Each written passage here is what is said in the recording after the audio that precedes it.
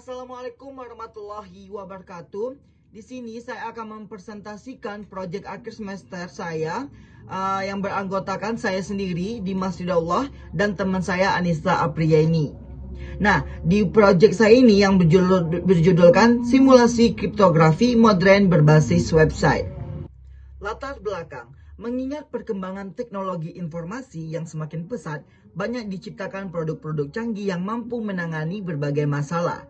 Bagi pengguna, produk canggih tersebut dirancang sedemikian rupa untuk membantu kinerja pengguna sehingga diperoleh hasil yang lebih efektif, efisien, dan produktif dalam menyelesaikan masalah.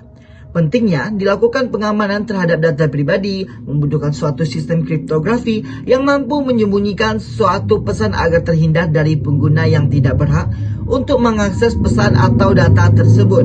Pada umumnya, kriptografi terdiri atas kriptografi klasik dan kriptografi modern. Sebelum komputer ada, kriptografi dilakukan dengan pensil dan kertas. Algoritma kriptografi klasik melakukan enskripsi dan deskripsi karakter per karakter. Berdasarkan uraian di atas, maka dibuat sebuah website edukasi simulasi kriptografi modern yang di dalamnya terdapat algoritma AES dan RSA. Perumusan masalah. Berdasarkan latar belakang yang telah dijelaskan di atas, permasalahan yang dihadapi yaitu bagaimana cara kerja kriptografi modern pada AES dan RSA. Dan untuk batasan masalahnya sendiri adalah, adapun batasan masalah dalam pembuatan proyek akhir ini adalah simulasi pada algoritma AES dan RSA kriptografi modern. Tujuan dan manfaat. Adapun tujuan dari penelitian ini adalah membuat website simulasi dan kriptografi modern. Dan untuk manfaatnya, manfaat yang diharapkan dari penelitian ini adalah: 1. Website yang dibangun diharapkan dapat mempermudah user dalam memperluas wawasan mengenai belajar kriptografi. Yang kedua adalah dapat melakukan simulasi kriptografi modern. Metodologi penelitian sendiri itu kami memakai studi pendahuluan, studi literatur, perencanaan sistem, implementasi sistem, dan kesimpulan dan saran.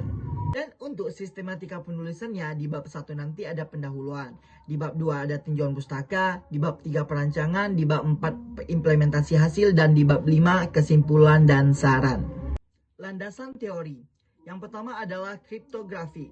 Menurut Rianto and Ivano, kriptografi adalah ilmu matematika yang berhubungan dengan transformasi data agar arti dari data tersebut menjadi sulit untuk dipahami, mencegahnya dari perubahan tanpa izin atau mencegahnya dari penggunaan yang tidak sah. Algoritma kriptografi. Penggunaan kriptografi secara benar bukan sesuatu yang mudah, dan sejarah penggunaan kriptografi menunjukkan bahwa kesalahan tidak hanya dilakukan oleh mereka yang gagap teknologi.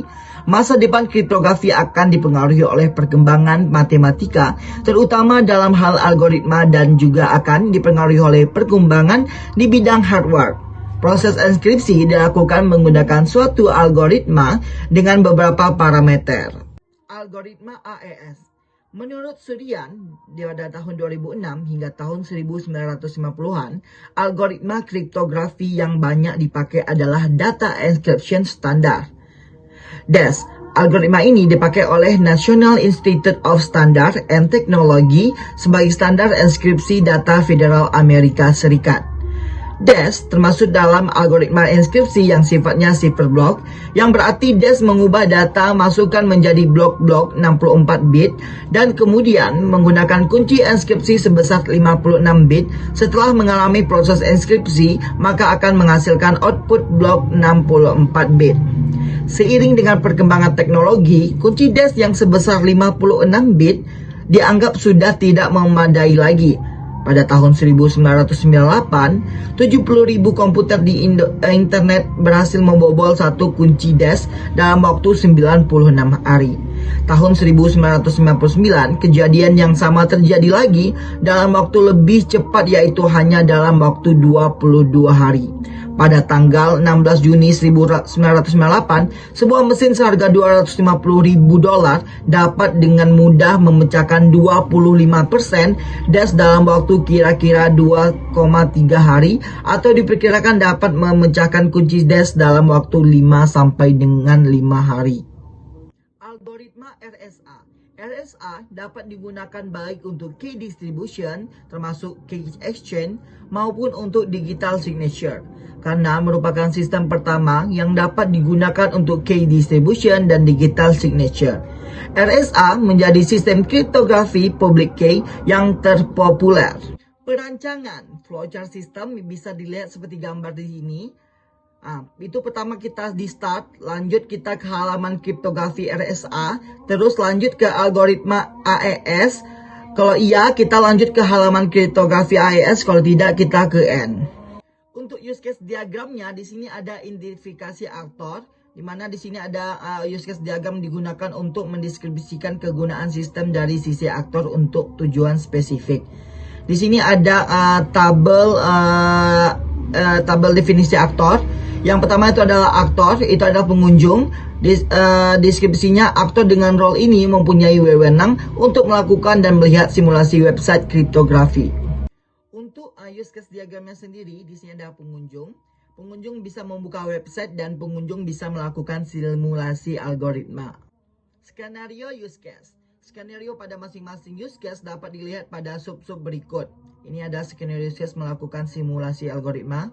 Aktornya pengunjung, preconditionnya pengunjung ingin melakukan simulasi, postconditionnya pengunjung telah melakukan simulasi, dan descriptionnya pengunjung telah selesai melakukan simulasi. Di sini ada tabel skenario use case diagramnya. Skenario use case melakukan simulasi. Di sini ada pengunjung bisa membuka website, sistemnya menampilkan halaman simulasi algoritma RSA. Pengunjung bisa menginput data yang dibutuhkan, sistem mengklik inskripsi dan menampilkan hasil RSA.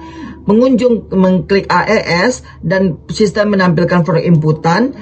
Pengunjung input data yang dibutuhkan dan sistem menampilkan hasil AES. Selanjutnya untuk perancangan antarmuka, di sini ada beberapa desain yang telah kami buat untuk website project kali ini. Di sini ada halaman simulasi algoritma, bisa dilihat. Di sini ada halaman utama simulasi algoritma RSA-nya, ada kriptografi RSA, bilangan prima pertama yang kita masukkan, bilangan prima kedua, public key, private key, dan plain text-nya. Terus ada halaman hasilnya. Di sini nanti diklik AES-nya, di sini adalah halaman hasil dari kriptografi RSA. Terus dan sini adalah algoritma AES. Kesimpulan dan saran. Untuk kesimpulannya, kesimpulan yang didapat selama pengerjaan tugas akhir ini adalah sebagai berikut. Terbentuknya website simulasi kriptografi modern. Dengan web edukasi ini dapat memberikan informasi dan melakukan simulasi kriptografi modern. Selanjutnya, saran. Ada saran yang dapat diberikan penulis untuk pengembangan lebih lanjut, yaitu menambah artikel atau informasi mengenai metode pada chipper agar dapat memberikan pemahaman yang lebih baik lagi. Sekian penjelasan dari saya. Selanjutnya akan dijelaskan oleh Anissa Apriani. Pada kesempatan kali ini saya akan menjelaskan website simulasi pada kriptografi RSA dan kriptografi AES. Yang pertama, kita akan melakukan simulasi pada kriptografi RSA, yaitu kita melakukan input bilangan prima pertama, misalkan 3, ini 5, public key 2 dan 1. Plain text-nya maka akan menampilkan ini. Selanjutnya kita akan melakukan simulasi pada AES, enkripsi